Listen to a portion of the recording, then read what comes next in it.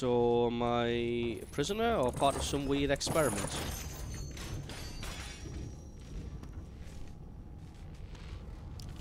Got a weird collar. Oh, graphics are quite nice. Wooden boards and iron shackles. The Divine Order's hospitality leaves much to be desired indeed. Is that Fort Joy? The place sounds fun. Oh, absolutely. Oh, okay, so that's war. Oh, where did I leave my calipers? The indignity. I'm supposed to send people down to the dungeons, not the other way round.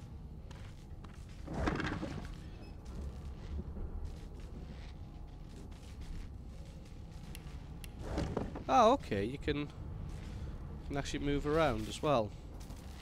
So it's not an isometric game. You can actually drag the camera around as much as you like. That's nice. I'm guessing there'll be nothing really to steal down here. Now, you wouldn't keep some legendary treasure in the hold with the heathens. Laboratory stuff. Did I just steal that laboratory stuff? Yeah. Inventory. Right click to find out what you can do with them. Drop or add to wares. I'll need to write to headquarters right away. Can't steal the candelabra. Have this empty potion bottle. So I wonder if this is going to become Kleptomaniac Simulator. Rubbish. I know it's rubbish, but you know, it's my rubbish now. I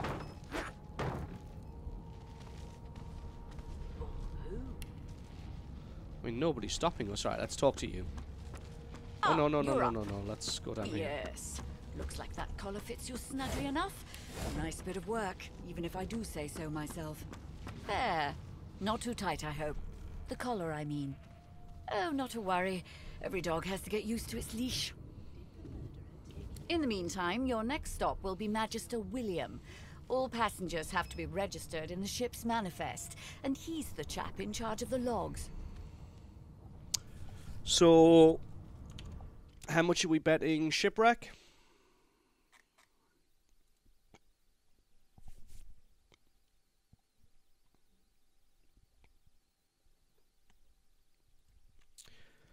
What's that? It's a hoovering simulator and a kleptomaniac simulator. You'll find him on the other side of this deck, in the officers' quarters. Why, for my peace of mind, of course. He didn't talk. Why don't you try casting one of those source spells of yours? See what happens. You recall the power building inside you. Currents of magic surge inside you, boiling, bursting, then breaking, only to fade back into your soul like rain into the earth. My, look at the concentration on your face. All will, but no result. Yeah.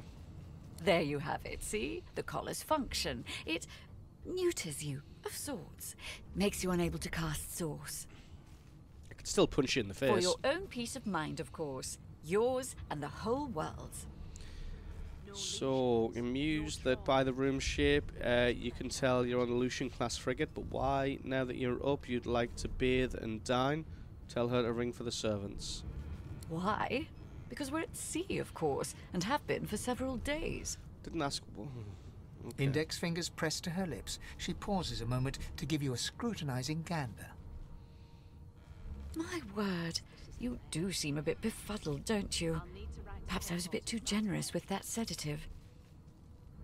Oh well, I'm sure you'll soon gather your wits. Most likely. Eventually. In the meantime, all you need to know is that we're en route to Fort Joy. A new life awaits.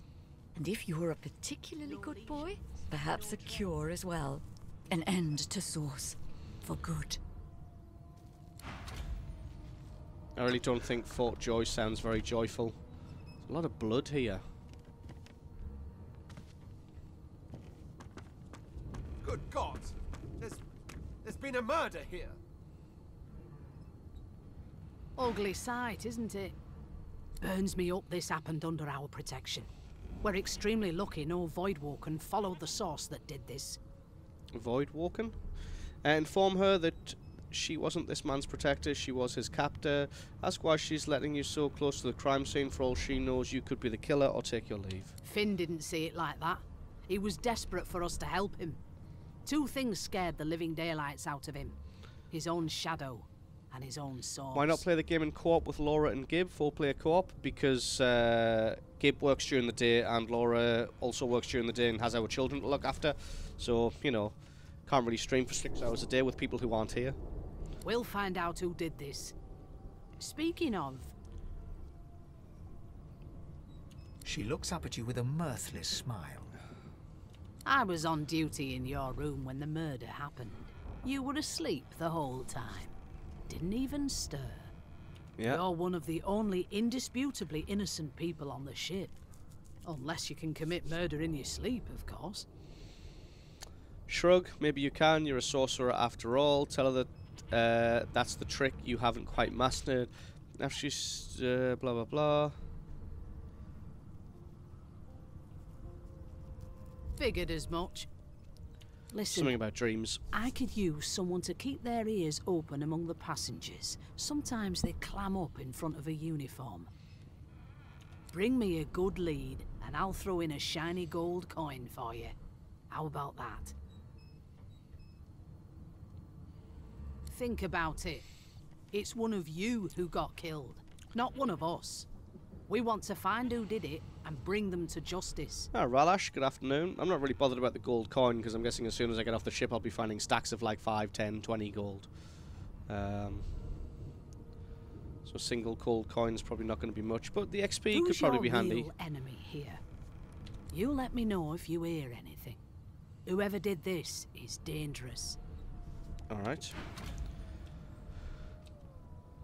Where am I going?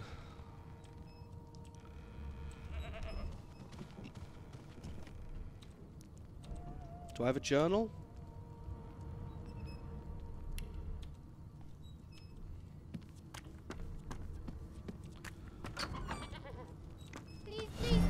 A prudent choice. Thanks for the follow that. Who am I supposed to be seeing? It was one of them. I know it. Would you put a knuckle in it? I'm trying to concentrate. They don't care about us. We're like cattle to them. If there's no 4-player I'll co-op give you coming, that make a knuckle video if you series carry where on. Laura's playing the game and comments One on of it us wouldn't too. kill our Would own. make an awesome They're picking us off Patreon one by boon. one. Aye, but I We don't think I just could afford to skipped spend to the part £60 where I on 2 reassured copies of you this if you game, shut up. unfortunately. You think the Magisters are out for blood? You saw the body, didn't you? Big bruiser like you ought to be able to take them on. That's enough now. A broad dwarf sits totally upright on the bench, eyes closed, palms face up on his knees. His beard is a cascade of meticulous plaits, each one braided through with golden medallions. He raises an eyebrow as you approach, but doesn't open his eyes. Listen up, boy. You hear that?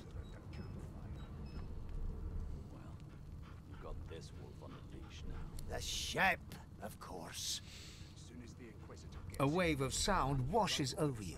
The unintelligible chatter of your shipmates, the groaning of wood from floor to ceiling, the boom, crash and crackle of waves around you, complaints from the sea itself. Okay. And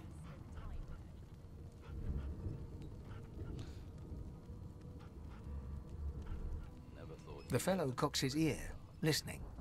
that isn't anger. It's He cocks his ear to the other side, then smiles. anticipation. She senses something. I'd hold on to my breeches if I were you, mate. Okay. That's all you hear, though. Listen close. Let's listen to the ship. There now, just like that. Aha! His eyes snap open as his countenance breaks into an expression of joy. One great paw claps you on the back. The other catches you before you lose your footing. There. You heard it, didn't you? I knew it. I knew it. Aye, this is good news, boy. Good news. Yeah, we heard it. What's it supposed to be? The wheel, don't you see, you beautiful idiot? Squeaks whenever the helmsman jerks it clockwise, which means we're heading east. Burn my beard. That means if we've been travelling for, yes, only 10.34 nautical miles to Fort Joy. No indeed, boy. But that Ain't my final destination. Right. The dwarf leans back from the table and strokes his beard, gold medallions jingling merrily. His eyes roll over to you. That'll be all. Thank you kindly, boy. He continues stroking his beard, a beatific smile on his lips, and doesn't acknowledge you anymore. I asked if he's got an escape plan I want in. So am I supposed to be finding out about these? You've got this Prince.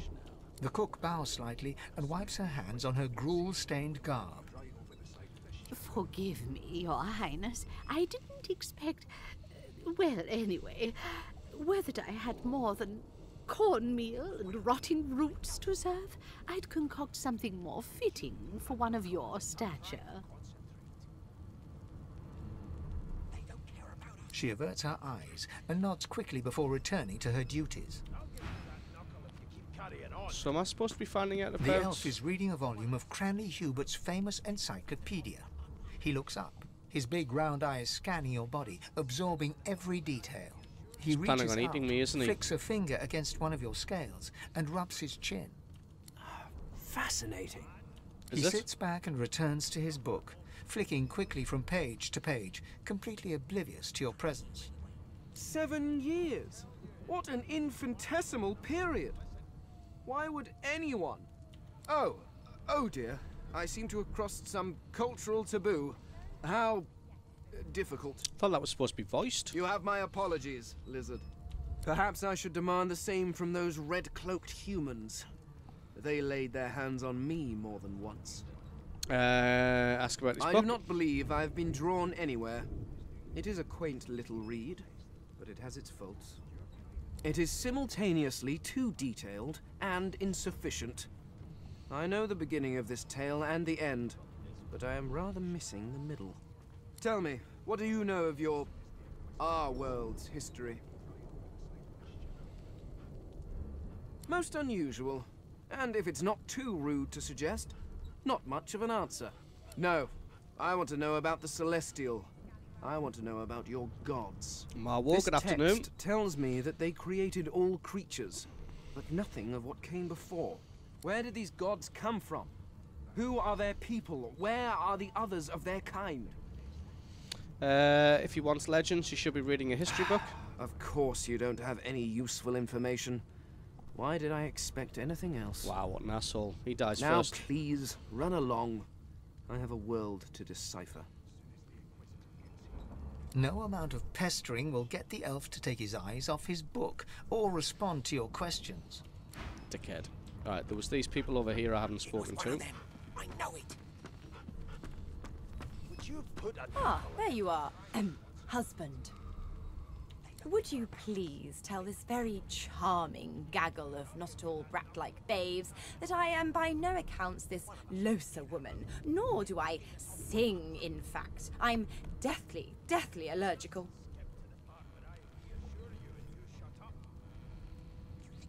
The young woman seems about to raise her hand, but quickly remembers herself and nods pointedly at the excited children. Who indeed? Why, my name is, Madame Josephine Gribbles de Peeb. Wow, what a The name. children break out into giggles. I say, it is. Her pinched face cracks into a great grin, and she shoos the children away from her with a laugh. Yeah, okay, you found me out. Go on and get, and maybe I'll sing you something when I'm good and ready. She turns to you, dark-eyed and dirty-haired, and smiles flatly. Gotta keep ourselves entertained, haven't we? That's true enough. Ask if she couldn't find some more age-appropriate companions. Say you were more concerned with survival than entertainment. Like yourself, maybe. I don't mind the kiddies, usually. Knows anything about the murder that happened on Nope. board? Trying not to find anything out either. Ignorance is bliss. The utterer, the better. Okay. She ought to have a look around with you. You can watch each other's backs. Thanks, but I already belong to an elite and exclusive ship gang. We play ball every day after lunch. You're too soft for it. Wow. You take care, though. Suddenly, her eyes cloud to an unnatural black. Greyish veins run down her face, and her mouth tightens into a cruel sneer. As quickly as they came, the clouds clear. She smiles as though no change came over her. Good luck, Chief. Wow, a bit weird. There's somebody over here we can probably talk to. Long enough for me to listen. So it seems like nobody knows nothing about the murders. An elf sits tucked away in a dark spot, lazily rolling dice onto the surface of a barrel. They sound like the dry cackling of an old witch. Snake eyes. She chuckles. I bet that's just what they'll look like. Rolling dice. Deciding fates. Don't worry, honey. It isn't yours. She looks you up and down with the merest hint of a coy smile on her lips. Never say never, though. If she decides fates with dice, after she can read the future in cow entrails as well, it's probably best to leave She her. eyes you quite seriously. Not the future, no. But I can read the past in flesh. One of the perks of being an elf, you see. I'm quite good at it, too. Kat, good afternoon. How are you doing? I could lick your arm and tell you how you spent the night before last. Shall I? She Yeah, gives why your not? arm a vigorous stroke of the tongue, efficient like a cat grooming. You were in a cellar with other sorcerers. As everyone lay sleeping, your hunger gnawed and gnawed at you until you could stand it no longer. Finding the cellar door ajar, instead of trying to escape, you snuck into the pantry like a common thief, only to find nothing but rather questionable turnips. What's that? You work in an office now? It's fucking awkward. Wow. There you stood, as a magister walked in, still hungry, feeling a mighty fool. Stare at the ground, embarrassed. You'd quite forgotten about that. Admit, wide-eyed. That's exactly right. Yeah. She pats you on the shoulder consolingly. There, don't you worry, darling. Your secret's safe with me. I don't lick and tell. Wow. So nothing about these murders then. Don't want to click the light. I want to click this dude here. A scruffy man lounges against the wall with scarred arms folded. A sly smile playing on his face, he stares across at the Magister guarding him. Noticing you, he straightens and beckons for you to come closer.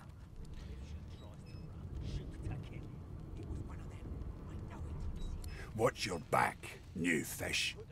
There's a murderer on board, and I'd bet 3 months' pay it's this tramp Ifan. Tramp Ilfan? Rolling his eyes at the Magister's warning, the man named Ifan beckons again. Tags determine how the world interacts with your party members. Custom characters have race, gender, and profession tags. Origin characters also have their own unique tag. Okay.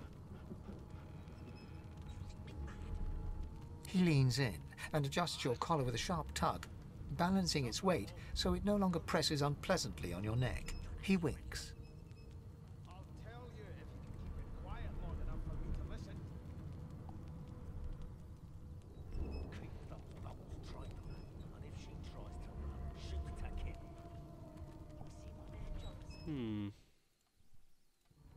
Pinches less that way, right? Pinches less that way, right. No idea what he's talking about. Hocking a phlegmy gobbet in your general direction, the sullen Magister settles back to his task of glowering at Ifan. And now, you. We used to know each other, more's the pity. I was his commander many, many, many moons ago. Isn't that right, Vic? Standing far back from Ifan, the tight-faced Magister draws one finger across his throat in an elaborate fashion, but says nothing. So it seems like all the origin characters are here. Ifan grins, flashing pointed white teeth. Same as he was at 14 years old.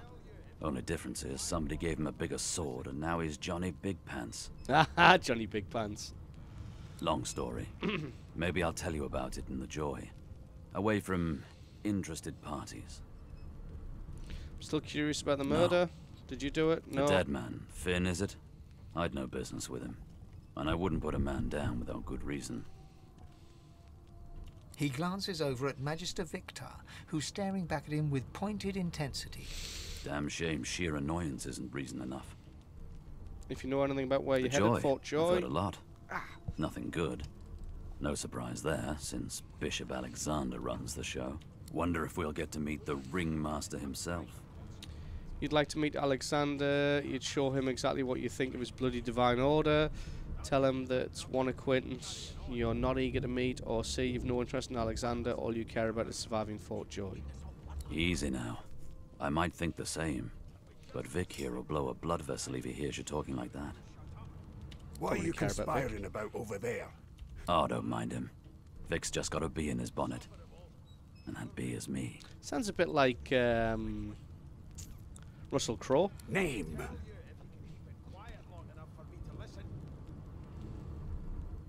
Magister Victor looks at you suspiciously, Tell him I'm then the Red scrawls Prince. something illegible down in a tiny notebook. He scowls at you as he stows the notebook back in his voluminous robes.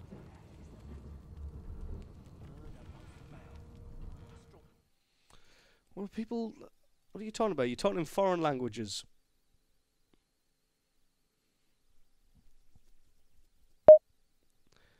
Ralash, thank you very much for the Loots message, sir. It's appreciated. Away with you. At once. What's this? Toggle combat highlights. You've enabled combat highlights. Rest of this mode, press grave. Are we done? Ifan performs an elaborate pantomime of keeping quiet, one finger in front of his lips as he leans back against the wall. Nah, it doesn't sound like Sean Bean to me. It sounds like Russell Crowe. What's in here? It's locked. Is this locked as well? Here to register, sir. Good, good. Magister Williams is just about done with the last passenger. You faring okay so far? Of course I do. Do you actually care? Seems void can dog your heels like a shadow. That's no way to live, is it? You'll see. We're gonna help you. You head on in now. Williams will get you sorted fast. Seems like some of these people feel like they're doing good things for us. And if she tries to run, shoot to kill. You seem on edge, officer. Standing at the center of the room, you spot a sorcerer haughtily eyeing a pair of nervous-looking magisters. They keep their crossbow trained upon her as she's being interrogated by an officer. So you admit it then? You murdered that poor fella? Oh, so I don't get to find the murderer after all. It's her.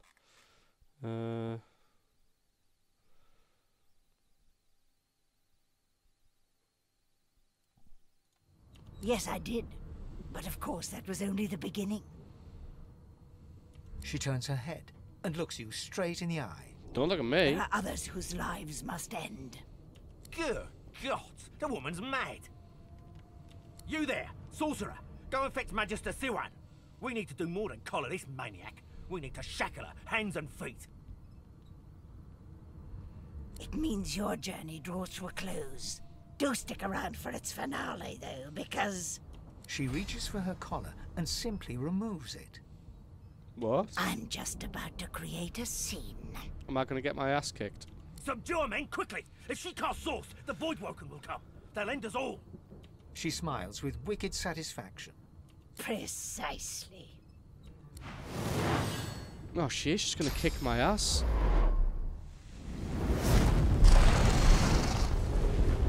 Wow, rough. She set fire to the ship. Okay. That's, God damn it.